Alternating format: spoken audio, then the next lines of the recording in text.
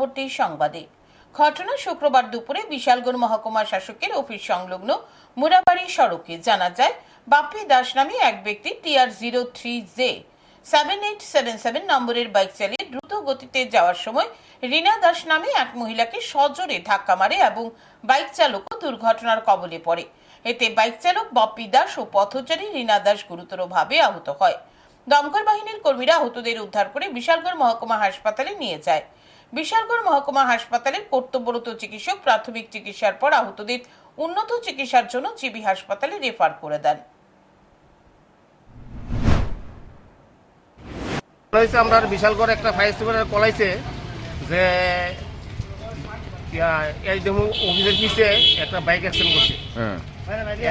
আমি স্টাফ নিয়ে আইলাম, আইয়া দেখি একটা পথচারী মেয়ে লোককে বাইক কুলার পাঠিয়ে দিচ্ছে। আমরা মেয়ে লোকটার পাইছি না, আমরা পথচারী বাইক কুলার পাইছি। আমরা বিশালগড় মহকুমার হসপিটালে নিয়ে আইছি। কি নাম জানেন? বাপ্পি দাস, 19 বছর।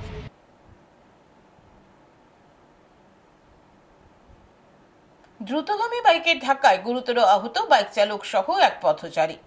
জানা যায় আহত বাইক চালকের একটি পা ভেঙে গেছে। নিয়ে নিচ্ছে ছোট্ট একটি বিজ্ঞাপন বিরতি। দেখতে থাকুন নিউজ টুডে।